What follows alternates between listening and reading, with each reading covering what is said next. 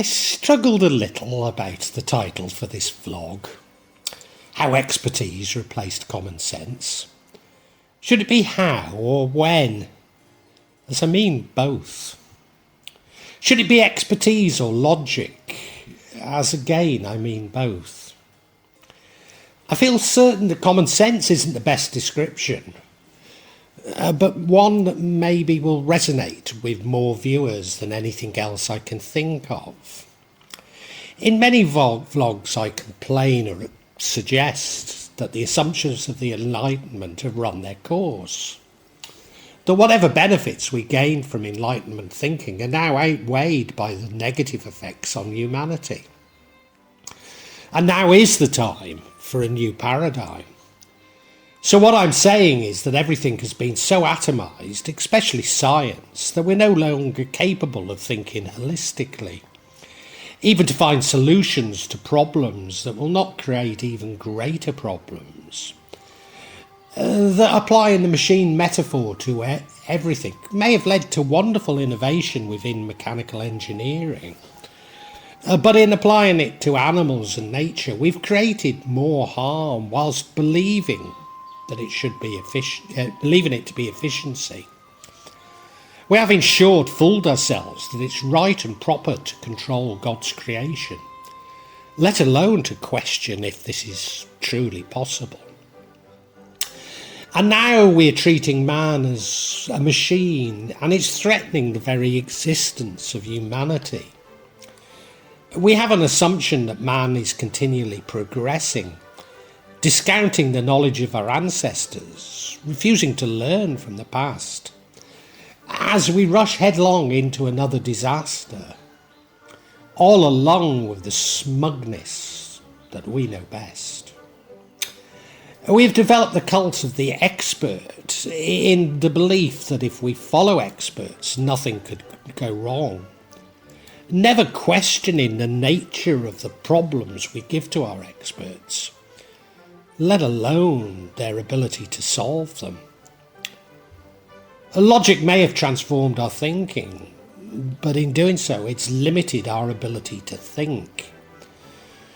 Yes, a triumph of logic over common sense. With some justification, many would argue that I malign the great thinkers of the Enlightenment. After all, many of its founders were French and far removed from what I now described. So maybe I should say what the Enlightenment thinking has become at the hands of white Anglo-Saxon Protestants. You see, at the hands of white Anglo-Saxon Protestants, such thinking is applied to other nations and their thinkers.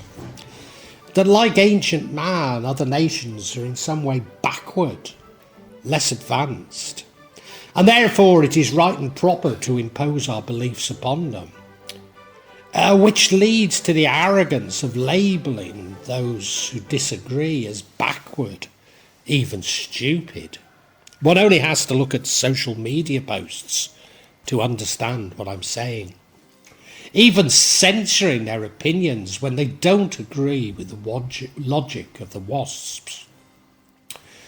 Using low-paid fact-checkers in Ghana to discredit the opinions of other experts simply because they hold alternative opinions, or labelling them as sea theorists. I'm very clear that these are all signs of a society in crisis. But what really concerns me is that these are the very assumptions training our artificial intelligence systems, hardwiring the problems which are becoming all too apparent into our communal future.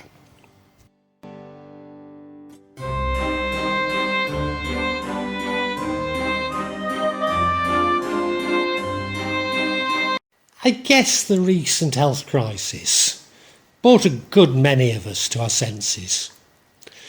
What exactly are its origins?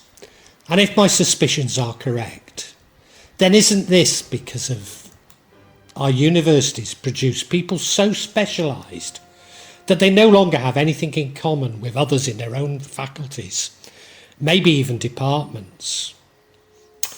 But you see, I've used the word suspicion, and as I'm sure my vlog would be censored for actually stating what I think. And why shouldn't I have an opinion? Why shouldn't I have an opinion? Isn't that what makes us human? Let's face it, the evidence is already out to support my beliefs, but we continue to be censored and vilified for even using this evidence. Early on in the crisis, the response by governments was based on flawed forecasts. Now, as someone who has a degree of expertise in forecasting, I can completely understand how this happened. Indeed, that this is the reason why forecasters would normally check their models with subject matter experts, at least for face validity. It would seem that at best the response by health authorities had no impact at all. At worst, worsened the crisis. Again, this was because the response was created in silos. No one questioned the full or true impact. And those that did were questioned in their if their narrow specialism was as relevant as those advising the decision makers. But of course, a narrow specialism isn't relevant to something that is so fundamental to mankind. These people were then threatened with losing their livelihoods, even discredited by agencies empowered with protecting our nations from overseas attack. Education was disrupted for swathes of the world's young people, such that it is likely to disadvantage them for the rest of their lives. Mental illness and suicide soared. Problem drinking and antisocial behaviour exploded. And now we live in a much less tolerant and indeed atomised society. Whilst economies, companies and livelihoods were destroyed, saddling taxpayers, or supposedly, with unprecedented levels of debt. Tourism and tourist infrastructure were decimated, and many tourist attractions wantonly destroyed, whilst those in the know were making rentier profits. People were given criminal records for walking in the countryside, sitting on park benches, buying takeaway food. I'll repeat those. Walking in the countryside, sitting on park benches and buying takeaway food.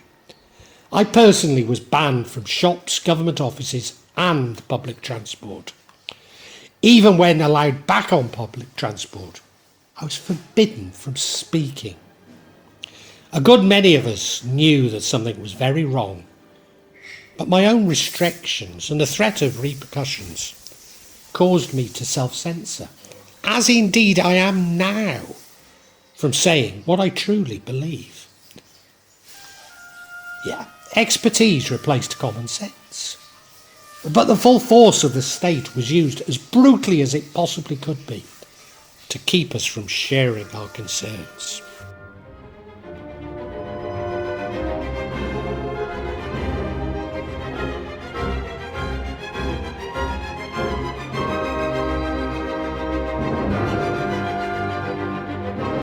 Man has been seduced by belief that he can control everything, that we can control the environment and the weather, improving on how God created it. The bioengineering of plants and animals is improving on creation, that these bioengineered creations make suitable sustenance for man, and that we are now extending this very control to man himself. That if we feel ill, we go to a doctor who prescribes some medication to treat the symptoms, or even replace our parts as we would with a car that needed to be repaired. But we never consider the whole person, nor that it could be that the care by other humans and not the medication, which is actually important. that antisocial behaviour needs to be controlled through policing, legal and punishment business. If we do consider the prevention, we now look towards behavioural control, increasingly involving those agencies of the state that were supposed to be protecting us from external threat, not from ourselves.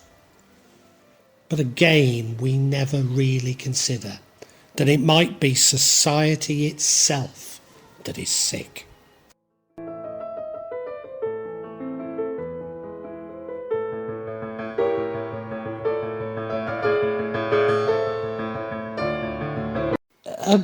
But who is now exercising this control?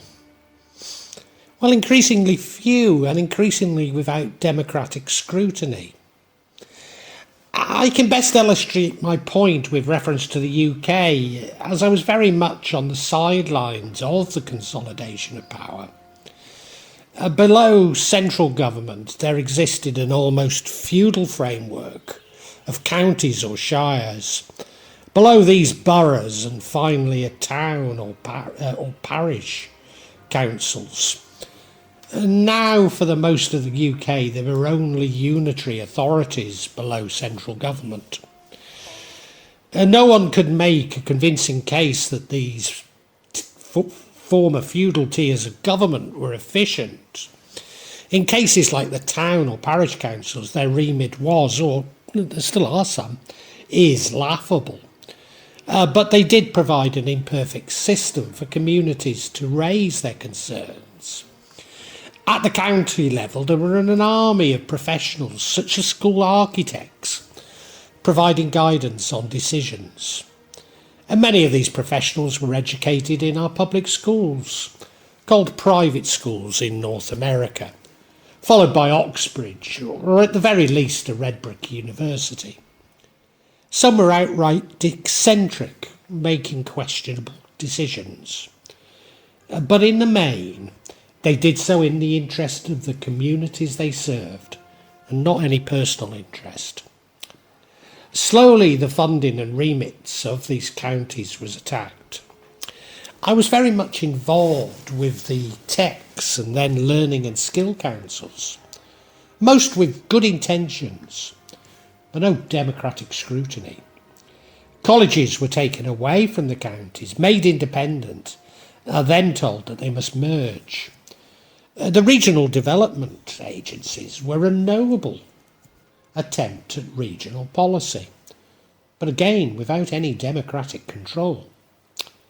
But it would be grossly erroneous to suggest that the old feudal patchwork of democracy was truly democratic and served the public interests. In the 1960s, there was the T. Dan Smith scandal. Newcastle, like most British cities in the 1960s, there was an enormous pressure to clear slum housing and reintegrate the wartime bomb sites. This ultimately led to a corruption scandal involving the architect John Poulsen. Often the solution to the need to build new homes quickly were factory-built structures. It would seem that these factory components were often, but not always, of reasonable quality. But their integrity was dependent on being assembled correctly and rejecting any faulty components. But the construction workers were paid by piece rate, and correct procedures were rarely followed. A disaster struck at Rowan Point in London, blighting 1960s developments and factory-built construction in the UK to this day. Hardly more laudable for its business ethics and practices is football.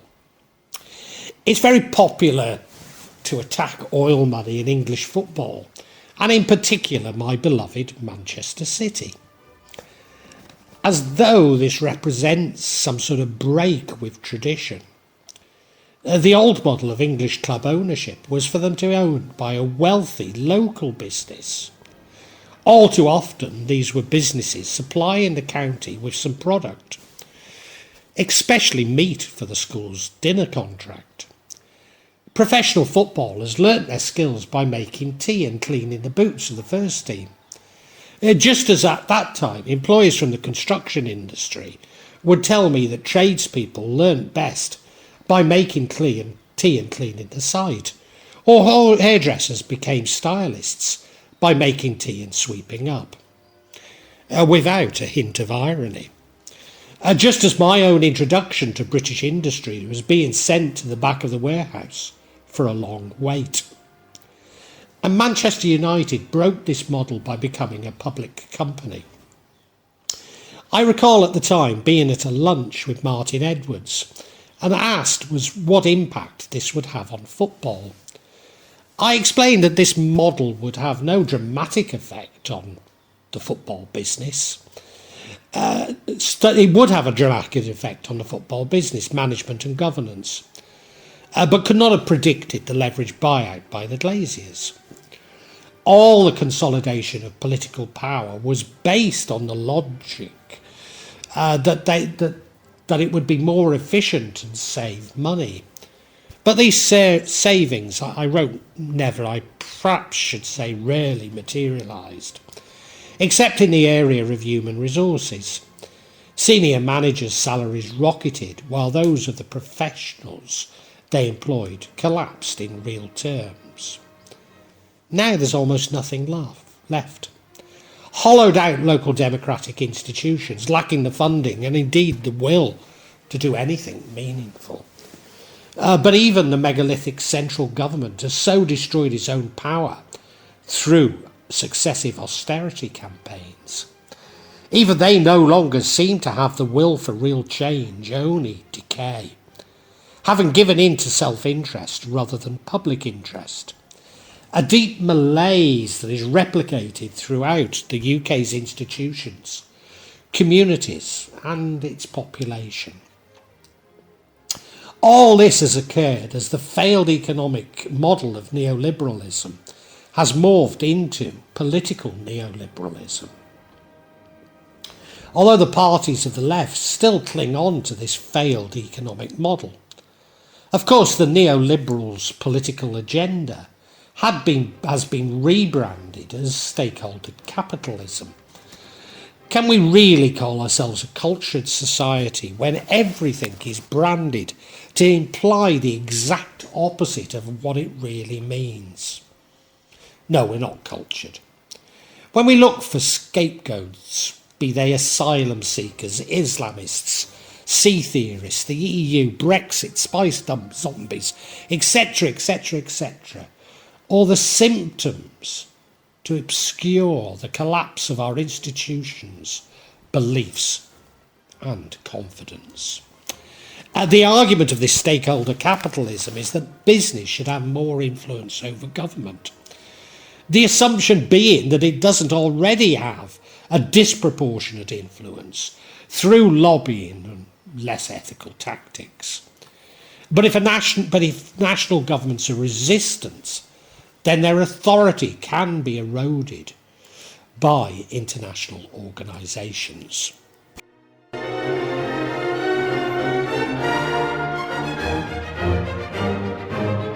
Southern England and much of the world, Margaret Thatcher is lauded as the Iron Lady who made Britain great again.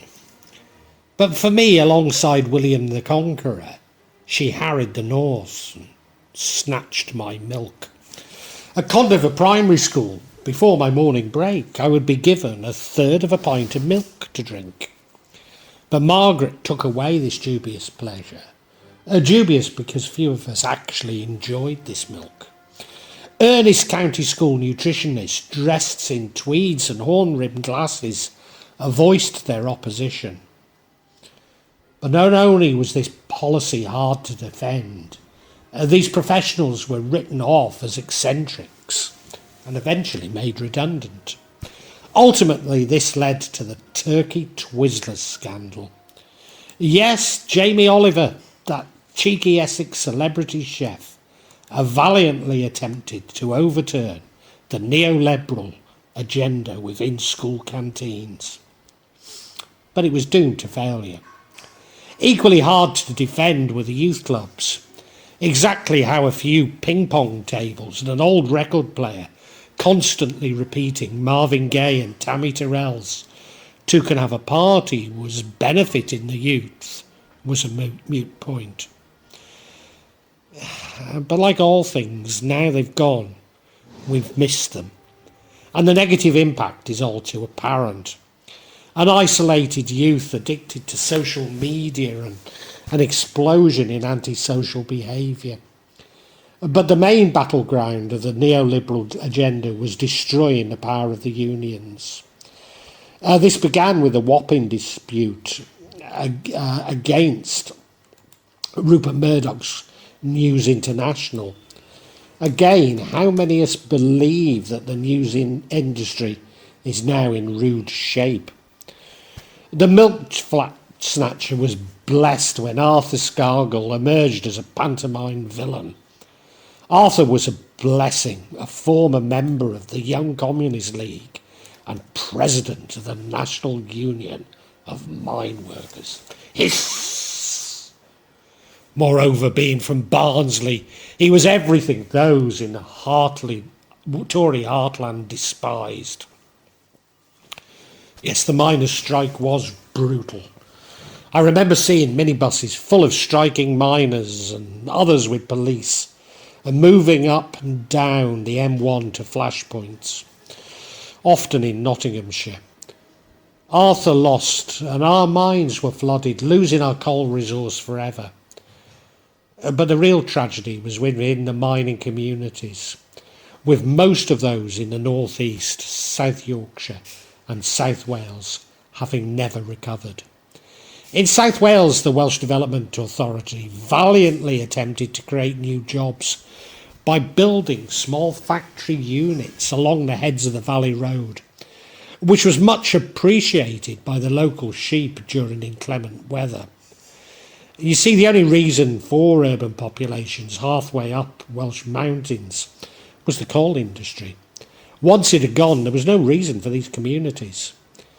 A depressing analysis, all too apparent on its youth, who numbed their depression with heroin and other narcotics. I've not visited the valleys in over 10 years, but understand that spice has now become popular, and cannot say I'm at all surprised. A few would argue that the unions and the system of industrial relation was perfect in pre-Thatcherite UK, the sick man of Europe. Although there's plenty of evidence of management in instigating strikes during slack times to avoid payments to laid-off workers. In much the same way that few revolutions appear to be inspired by Marx, so much as those in power running out of ideas, generally repressive ideas, and even the will to remain in power. But the long-term effect was to increase inequality in the UK, which only continued under Tony Blair's new Labour, which, despite its commitment to greater equality, created more inequality from continuing with Thatcher's neoliberal economic agenda. Nevertheless, the effects of Big Bang, deregulation of financial services and privatisation did seem to create an economic boon.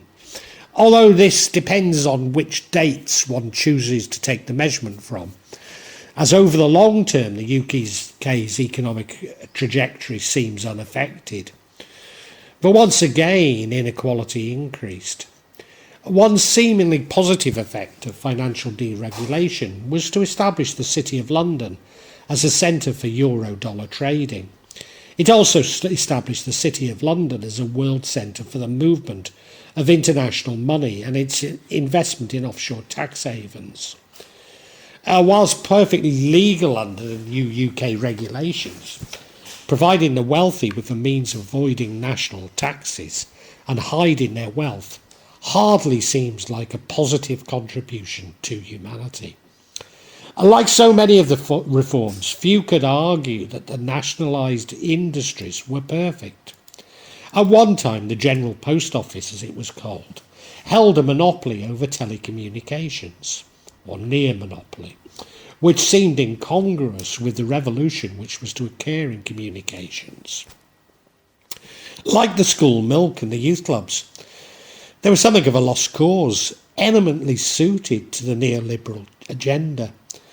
I remember listening to BT, the privatised telecommunications arm of the post office, futurologist Ian Pearson, and being massively impressed by his work at Martlesham Heath.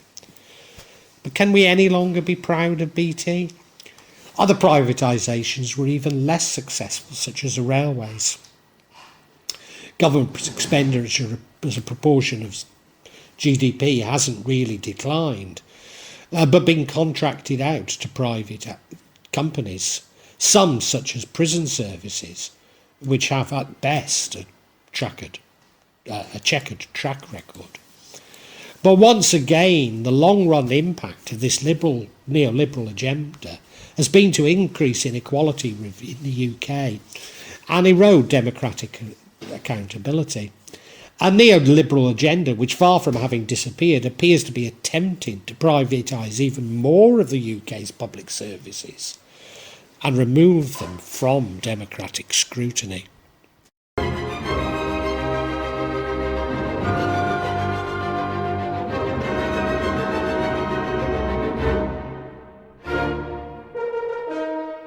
Let us return to the title of my vlog, How Expertise Replaced Common Sense.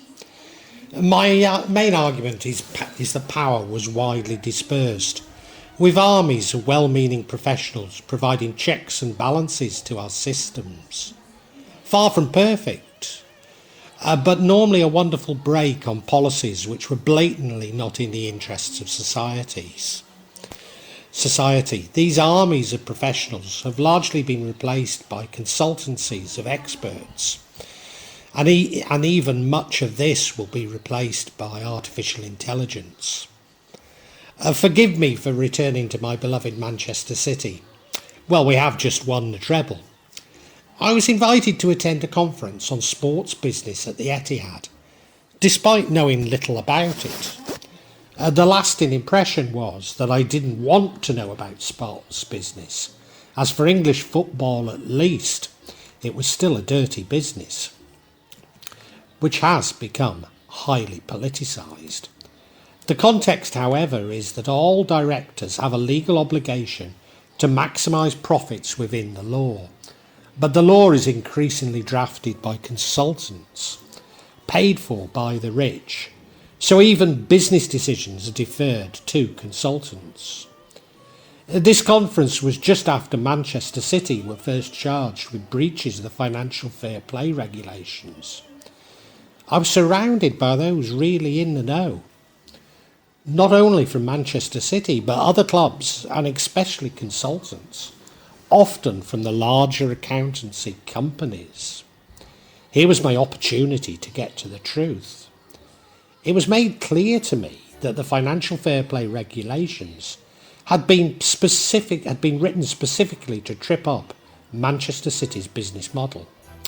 After all, the established clubs not only dominated football governance, but were at the least the bread and butter of the governance organisations. What's more, Manchester City were confident that they had not breached these regulations, as they had followed the advice of the consultants who had written them. Now, whatever your opinion on oil money in football, or whether Manchester City should be able to invest so much money to dominate in English football, at the heart of the problem is that nobody dares take a decision and relies on the advice of experts. Such are the rewards from television contracts. Nobody would actually take a decision, but hide behind experts, even employing experts to write regulations to pursue an obviously political agenda. But this isn't just football. The threat of litigation means that nobody is willing to take a decision any longer. Even the experts themselves hide behind other experts and rigid procedures. The upshot is there is no innovation anymore.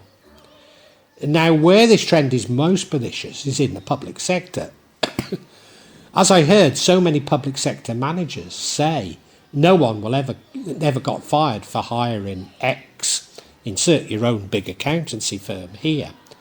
Indeed, my experience of the large northern local authorities was that all projects were poison chalices, requiring consultants to rubber stamp what they had already decided.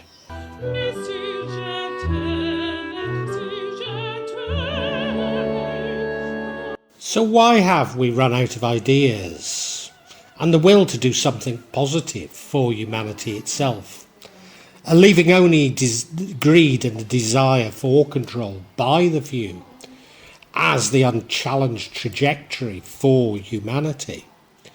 Well, in part, we have no respect for the past, as the past shows us that whenever humanity reaches this point, societal collapse follows. The Enlightenment and neoliberalism has run its course. The armies of professionals in tweed jackets and horn-rimmed glasses, replaced by young graduates in Marks and Spencer suits, armed with procedures. The institutions providing protective checks and balances have been abolished or neutered. Of course, some of these professionals did transgress. Some were brought to justice, like Dr. Harold Shipman. Many were simply removed from sight, like a disgraced Catholic priest. But we are now simply offered puppets to vent our outrage on, like Prince Andrew for his involvement with Epstein, or Boris Johnson for breaking of his own health protocols. And what of the others named in Epstein's little black book, or the Panama and Pandora Papers? And many are still in positions which shape our the everyday experience of all of humanity. Yes, there do appear to be powerful interests here, maybe institutions. But unless we fully investigate all that has gone wrong, we have no hope of saving what is left of our institutions and civilization. We have no credible alternatives, as all have been rebranded to seem as though they're even worse than the current trajectory. Those proffering alternatives are no longer labelled eccentric, but mad or sea theorists. A gloomy conclusion to end on, but I'm surprisingly not that pessimistic. When the greedy and powerful are bereft of ideas, they will lose the will to remain in control. They will seek refuge in their tax havens and private islands. It won't be easy or without pain, but eventually the greedy and controlling will realise that they have imprisoned themselves. And isn't this a positive outcome for the rest of us? We have God, and many of us can comprehend how God wanted man to live with other man. And this isn't by the atomised advice of experts, but through letting our decisions be made through concern for our fellow man and with love in our hearts.